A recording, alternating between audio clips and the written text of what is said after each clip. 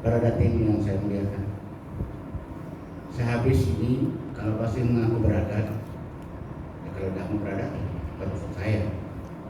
Adat itu harus kita mulai dari diri sendiri. Harus cari cara sendiri, bukan dipaksa. Harus cara sendiri. Cara ini bukan karya saya, ditetapkan oleh orang kaya hitam sebagai lambang jiwa raga orang Melayu Jawa. Yang disebut celana itu pakai kaki, ada kaki, ada tempat meletakkan celana, ada sirih. Di dalam adat ini lambang jiwa raga. Dulu orang kaya hitam mengundang Demang Selebara Daun Palembang ketika rapat adat dikirim celana sirih berisi sirih 5 sekawan, kirim ke Palembang, ditambah dengan tongkat nan babatan, tali nan babu. Kemudian diundang Raja Rejang Lebong 4 Batulan, kirim celana sirih senampan, berisi sirih 5 sekawan dari Jawa, tambah tongkat dan berpat, tali dan tongkat dan berbatang tali. Dikirim celana sirih ke Indrapura, di Teluk Air Manis. Kerajaan dulu ke Indrapura itu kerajaan apa? Kerajaan Indrapura. Istananya di Teluk Air Manis. Celana sirih senampan berisi sirih 5 sekawan, tambah dengan dudung dan berpak, tongkat dan berbatang, tali dan berbatang. Dikirim ke Pagaruyung, celana sirih senampan berisi sirih 5 sekawan, tambah dengan dudung dan berpak, tongkat dan berbatang, tali dan berbatang. Waktu itu kebetulan yang di Pagaruyung namanya Sultan Batilat Alam, sedangkan yang di Indrapura namanya Tuanku Hitam. Tapi Rejang Lebong dengan Palembang Selebara Daun tidak ketemu sama namanya. Celana sirih apa?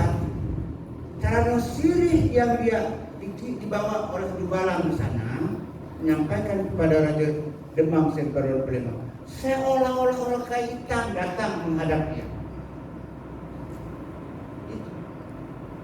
Jadi ganti jiwa dengan adat sini. Dulu nenek moyang kita, Bapak, kalau dia mau pesta mengawinkan anak, tidak sempat dia mengundang orang-orang kota ini, mengundang petang hari pergi ke sana, sempat. Tapi tidak ada murid nulis belum tahu. Celana sirih senampan dulu. Dan carilah anak muda, kamu pergi ke sana, temui sianu, katakan di sana, ini celana sirih senampan dan saya begini, Bapak. Kalau dulu, dan contoh saya mengawinkan anak, mengundang orang Jambi, lalu saya suruhlah 2 orang anak muda atau 3 orang anak muda, masing-masing membawa celana sirih. Mereka datang ke rumah Bapak, katakanlah Bapak Ahmad, Bapak Haradan Anwar datang ke sana. Lalu dia bilang, Pak, kami diutus oleh Pak Muhtar mengantarkan celana sirih kepada Bapak. Dia mengundang Bapak pada hari Kamis depan, dia mengawinkan anak. Tolong dihadiri, Pak. Tolong ikut bekerja kalau ada orang kerja, Pak. Tolong dimakan, Pak, semua makanannya. Tolong ditonton semua acara. Bukan sekadar nengok acara juga bukan itu. Makan kita ada piringnya kotor kita cucinya. Itu orang persatuan. Pakai celana sirih. Sekarang apa yang terjadi, Bapak? Itu bilang kita modern, tapi kurang ajar. Saya 4 tahun yang lalu bersumpah, kalau ada orang undang saya, undangan taruh di pagar atau di tidak ketemu dengan saya. Terkecuali anak keponakan saya yang saya bisa marahin, itu juga saya tidak akan datang. Mau gubernur tak yang undang, mau ke Polda tak yang undang, katakan. Kenapa? Kurang ajar. Ini ada Jambi Bapak sekarang. Dulu cari sini, tambah ganti jiwa raga saya, datang ke rumah Bapak, saya utus orang bawa ikan nasi lipat. Sekarang surat undangan, Bateken tidak, Baparap haram, kita ada waktu itu. Beradatkah itu Bapak? Ini yang kita perbaiki ya Bapak. Dan saya katakan ada di usaha itu, tapi orang kadang benci dengan saya Bapak. Hanya dibenci orang, itu saja. Saya bukan tidak dihargai, tapi saya tidak suka dihina. Ya, saya mengatakan yang benar itu benar, yang salah. Benar itu salah itu Pak. Coba lihat lagi Pak. Rajo Sehari. Masih ada Raja Sehari di Jambi sekarang? Nggak ada. Oh, enggak. Tinggal nama. Rajo Sehari Pak itu kerajaan. Coba Sehari umurnya. Kerajaan, semua kerajaan harus ada rajo, harus ada wilayah, harus ada rakyat. Itu kerajaan. Jambi dulu kerajaan. Rajonya orang kaya hitam, rakyatnya semua orang Jambi mengaku kepada rakyat orang kaya hitam. Lalu mulainya mana? Mulai dari Jabung sampai ke Boyo. Kami tunduk kepada orang hitam. Kerajaan. Ada hukum yang berkuasa apa hukumnya? Kepada sembilan pucuk. Ini. Sekarang kerajaan dan kita angkat jadi Raja Sehari. Duduklah anak kita jadi pengantin. Bapak jalan pengantin dulu. Bayangkan Bapak, kalau Bapak umpamanya punya anak 10 perempuan, 10 kali kawinkan anak, 10 kali jadi pengantin. Allahu Akbar orang Jambi. Coba tanya dengan mak bapak di rumah. Dulu waktu pengantin, ada enggak bapak dulu di pengantin? Saya kawin 71, nggak ada bapak saya atau mertua saya dulu ke sana ada. Rajo Sehari, rakyatnya apa? Arak, iring, inang, pengasuh, kiri kanan. Yang betino itulah rakyatnya. Mungkin yang kecil dari dia tukang bawa tisu, tukang bawa air, tukang bawa bedak, tukang bawa minuman, macam-macam. Mau 4-10 buat dan sebagainya. Yang jantan juga seperti itu Raja Seharinya. Yang tukang bawa tongkat, tukang bawa senter, tukang bawa rokok, tukang bawa keris, tukang bawa payung, silakan. Mak bapak, jantan itu menerima ucapan selamat orang yang diundang, bukan jadi pengantin di atasnya. Saya sendiri Pak jadi korban. Saya kawin anak 2012. Bertengkar di rumah saya mengatakan saya kawin di kecil. Saya besok tidak akan duduk di atas. Semua orang adat yang sanak saudara saya, sanak saudara dari istri saya kumpul. Kamu harus duduk sini besok. Saya bilang saya ini mengawinkan anak, bukan saya yang kawin. Saya sudah kawin 71. Tapi Bapak, orang adat mengatakan mau bicara penuh oleh lidah. Kalau penuh oleh air berkata, kan supaya. Kenapa? Orang yang mengatakan keluarga dari kami, kalau saya tidak mau patuh, oleh anak saya tidak jalan, bilang saya Pak, banyak orang sana sukses kawinnya. Nah, duduklah saya. Jadi batin baru. Padahal saya 71 kawin dengan istri saya. Saya bilang dengan istri saya, kita pakai. Ini Bapak terjadi hari ini di kota, di kabupaten, semua gitu. Mak bapak jadi pengantin. Pakailah otak sedikit Bapak. Tolong kita berada. Kalau kita mau menghargai adat Jambi, anak kita yang kawin betul. Kita hadir di sini, itu tapi perintah. Kok duduk pula di sini? Nah, Awak di sini, apa lah duduk di sini, apa lah duduk di sini, kayaknya dulu. Sudah rusak, Pak. Coba kita bawa lagi, kita kaji. Kalau umpamanya anak bapak yang duduk di pentas tadi mau kecil, Ma, aku udah kecil. Otak bapak mengatakan sopan, tapi tidak sopan. Tapi kalau ada kawan nih yang perempuan, katakanlah yang perempuan, nanti saya keluarlah dia.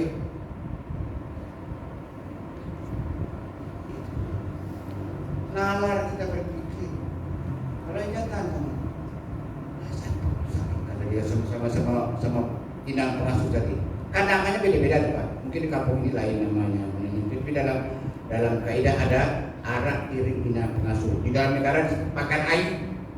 Dalam negara kita pakan air nama. Kalau yang catat, ini bapak sudah, Pak, aku lebih kena berak. Mana letak otak gitu. Anak lah umur 30 tahun nikah dia mengatakan nak berak kepada bapak. Ada tak kita punya perasaan? Robah lah Pak. Balik dari sini. Silakan pakai. Bapak dulu di bawah. Bangga lah kita kawinkan anak itu, kita gembira, ya kan? Kita terima ucapan selamat dari kita. Jadi rajo sehari dijamin tidak ada. Apa sebab Pak? Orang kaya kita mengatakan adat jangan biasa oleh menempuh, lembaga jangan diubah oleh segala. Ternyata gara-gara tukang hias, gara-gara tukang membuat kursi yang bagus, adat jangan dirubah orang. Bapak ada sadar, saya yang sadar. Saya peneliti, penjual, mengatakan penulis buku, saya sadar. Rusak orang yang bilang. Tapi orang awam. Masihkah Bapak berada? Silakan terjemah. Tapi kalau Bapak sekata dengan saya, adat kami harus dipertahankan. Turut orang kaya hitam. Adat jangan biasa oleh menempuh. Lembaga tidak boleh dirubah oleh segalanya. Yang adat kita ya kita, yang orang lain walaupun bagus silakan saja. Boleh kita pakai adat orang yang cocok dengan kita. Contohnya, dulu nenek kita ketika duduk Pak, tidak ada kursi zaman orang kita, mana ada. Lalu ada kursi sekarang. Tapi kita adat budaya orang, kita jadikan budaya kita itu namanya adat bantiru berteladan. Tapi kita sesuaikan. Duduk kita kursi, orang kita mengatakan duduk atas kursi. Boleh, tapi jangan buka aurat. Jangan angkat pau ini biasa duduk kursi, pakai tinggi lagi, ditonton oleh semua orang. Itu kita sesuaikan dengan budaya kita. Paham ya? Nah, ini budaya kami. Nah, itu juga cara sini tadi Pak. Cara sini ditentang pada Kesultanan oleh pendiri provinsi, dimasukkan dalam Perda nomor 1 1969 pada nomor 5. Celana sirih tutup dengan kain merah bersegi-segi sebagai lambang keikhlasan orang Jambi terhadap Tuhan yang Maha Kuasa. Nah, kemudian celana sirih ini buktinya pasal celana bukan tepak sirih. Bapak dengar lagu apa kalau satu sirih, ya kan? Kan kalau ada raja datang disambut dengan tarian tradisional, kan? Lagu itu disebutkan sekapur sirih dalam celana. Nah, ada disebut sekapur sirih dalam tepak. Bro. Tuh. Saya ingin mengatakan itu kepada Bapak. Mari kita berada. Lalu pertanyaan berikutnya, apa sih fungsinya penunjuk? Nah, fungsinya dalam buku itu ada, ya, antara lain untuk memulai basa-basi Bapak. Kalau orang datang, kalau saya datang ke rumah Bapak, dulu ada tamu datang ke rumah kita, lalu Pak dari mana Pak? Ada di sebelah Pak. Hanya Pak sini Pak. Ya, kalau tadi datang ke rumah kami, jadi awal berbahasa diajak makan sendiri. Baru setelah itu barangkali ngomong dikit, kita kenakan air atau diajak makan soal lain. Tapi pertama kali situ. Yang kedua apa Pak? Protokol dalam perkawinan, dalam acara adat. Sirah-sirih ini dulu dia akad Pak. Tadi bapak-bapak yang saya hormati, datin-datin yang saya muliakan, tidak diputamu gedang memang belum bergerak. Ini Carano Sirih dari Sianung, lambang jiwa rago dari beliau. Nah, sirih ini ditujukan kepada kita semua. Tetapi kalau kampung nan batu, dusun penenek mama, negeri dan babatin, rantau penyenang, alam berajuk, itu kita diadu Pak, adu RT 3 rajo gitu, maka Carano Sirih ini kami letakkan di depan. Baru para hadirin hormat acara kita hari ini begitu Pak. Kalau mau beradat, sekarang orang Jambi tidak menghargai pemangku adat. Betul Pak? Ada orang kawinkan anak, datanglah undangan pada Pak RT hari Minggu besok. Pak RT besok kawinnya enggak ya. Tidak begitu Jambi Bapak. Yang adat Jambi itu tinggi di kadah, rendah di kutub. Kelam disuruh, siang disigi, diberi kaji dengan baca oleh pemangku adat dan pusara. Itu Bapak. Apa maksud saya tekan di STM saya. Kalau saya punya acara menurut saya datang ke Pak RT. Pak, kalau tidak ada halangan tanggal sekian nanti saya mengawinkan anak saya. Kalau dulu pakai Carano Sirih Pak. Carano Sirih itu. Pada siapa Pak? Dengan Sianu. Ada Pak RT mulai ngarang.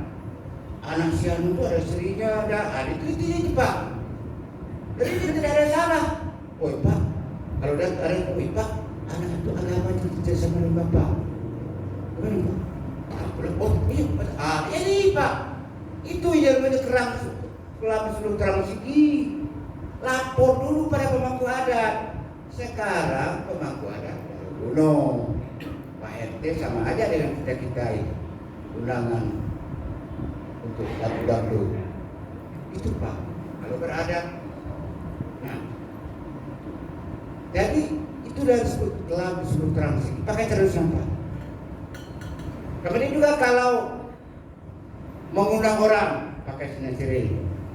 Kemudian kalau letakkan keris di atasnya, ini jadi masalah Bapak. Kalau keris ini, Bapak tahu, keris di Jambi ini berapa bahasa Bapak? Keris di Jambi dari segi nama ada dua. Pertama keris pusako. Itu mungkin yang pusako nenek moyang kita simpan di rumah itu atau seperti keris pusako daripada Raja Jambi seperti keris Bija ya. Nah, tapi kalau keris yang ada di tengah masyarakat yang kayak saya ini Pak, ini namanya keris Kanti Setio. Apa ya? Keris Kanti Setio. Dulu sebelum tahun 50, seluruh laki-laki Melayu pakai keris, punya keris. Sekarang nggak tahu. Kenapa Bapak? Karena tahun 1551 keluarlah Undang-Undang Nomor 12 yang mengatur tentang senjata tajam. Polisi yang tidak belajar hukum mengatakan keris ini senjata tajam, tidak boleh bawa keris. Padahal di dalam undang-undang itu ada yang mengatakan yang disebut dengan senjata tajam ialah fungsinya dari awal sudah digunakan untuk memang menikam, membunuh dan sebagainya. Sedangkan keris tidak. Jadi bukan, keris kan bisa membunuh. Ya, parang bisa membunuh. Ada satu parang, saya ketemukan sudah 15 orang yang mati dibunuhnya oleh parang itu pakai orang untuk mencoba-coba orang. Tapi dia bukan senjata tajam menurut undang-undang. Arab aja tetap dia parang, dia dipakai semua itu. Yang disebut itu senjata tajam itu fungsinya. Nah, maka sejak itulah orang jarang pakai keris. Nah, kalau ada yang salah Bapak, misalnya si A terpegang di bini orang itu pakai. Nah, Kalau dia tak tahu hukum adat, maka apa yang dia katakannya? Salah di aku pernah datang.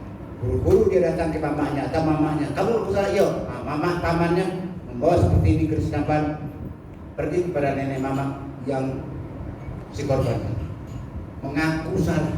Tolong jangan dibawa ke lubuk dan dalam kerajaan macam. Tolong jatuhkan. Tidak boleh membawa. Ini fungsinya Pak. Artinya apa? Ini sudah ada sampai rai. Jangan terjadi pembalasan balas dendam di antara mereka. Nah, itulah ini. Yang kedua, kalau kita menuntut hak, ada B punya tanah.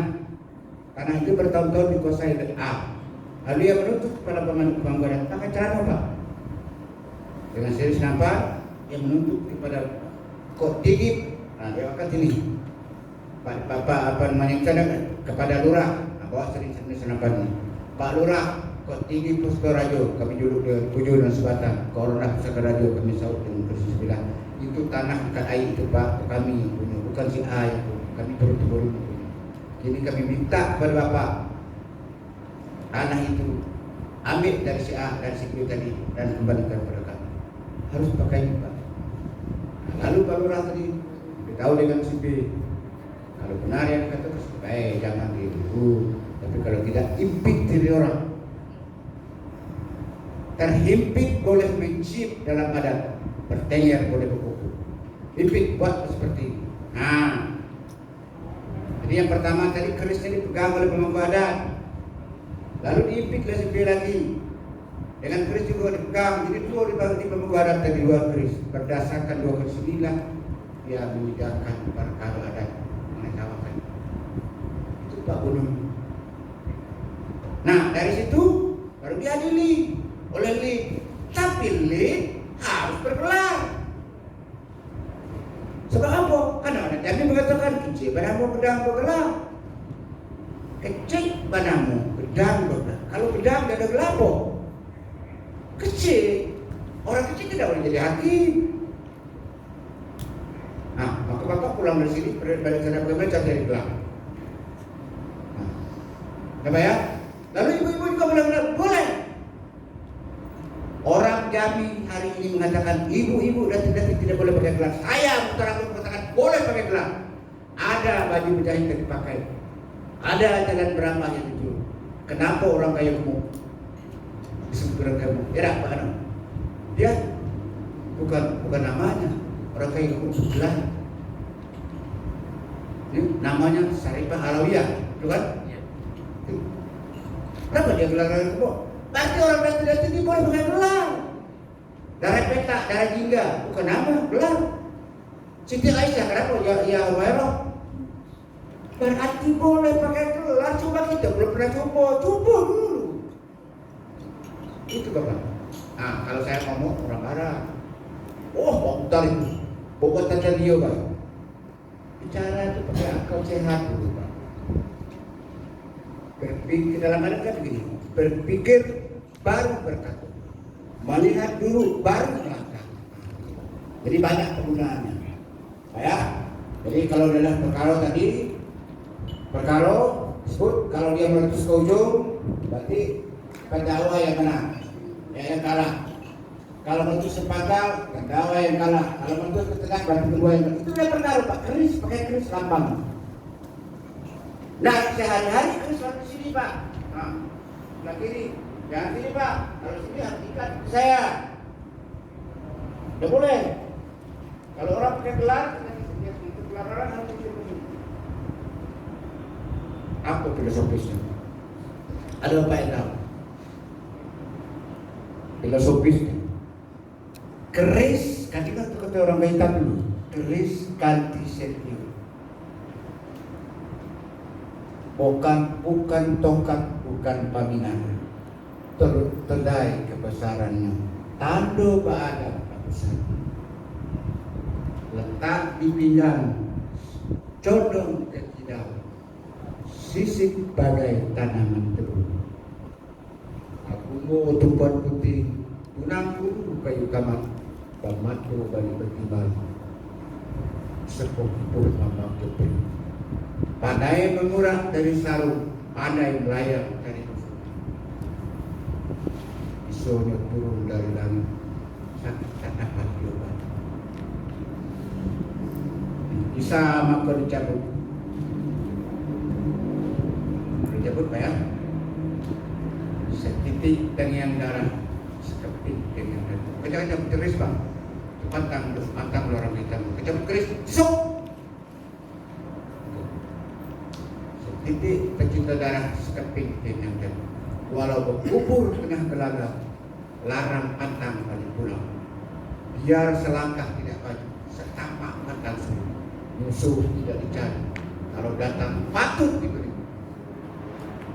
Patah lidah anak-anak, patah keris. Filosofis. Maka ketika SBY diangkat jadi presiden di ruangan ini, jadi diberikan di ruangan sini, ditaruh orang sebelah kanan ini. Saya bilang, tak salah. Ini kalau sini tidak datang.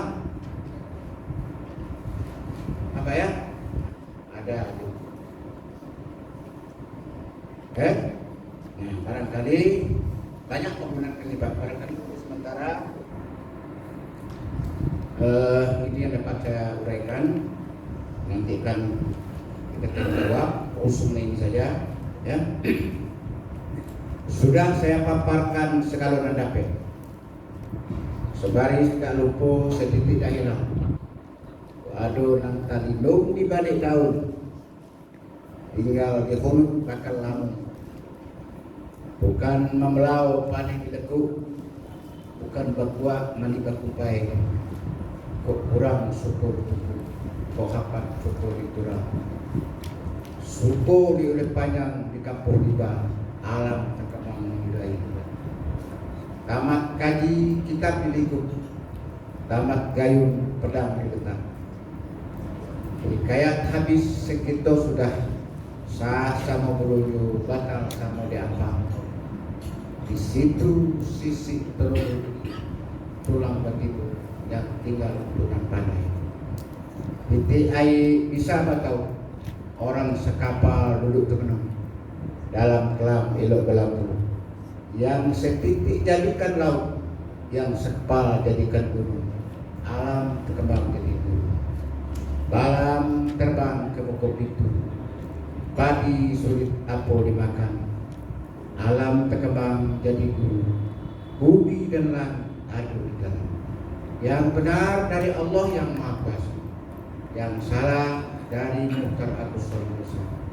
Kepada Allah saya bermohon tobat dari segala dosa dan kesalahan saya. Saya minta kepada Allah, jangan cabut nyawa saya sebelum dosa saya diampuni. Kepada Nan Sakti Keramat, mohon tabib. Kalau ada nan terlewat terlampau. Kepada bapak-bapak sesama insan, mohon maaf dari salah kata dan perbuatan. Jangan terjadi rumah sudah tukang dibunuh, cepat selesai pukul berdekam, api padam untuk berasap. Segala yang menyakitkan hati Bapak, biarlah dibawa oleh angin lalu, hilang dibawa tebing runtuh, hanyut dibawa air kini. Kalau ada gerak dan salah, mimpi dan buruk, mari sama-sama kita buang dengan membaca surat Al-Fatihah. Wassalamualaikum warahmatullahi wabarakatuh.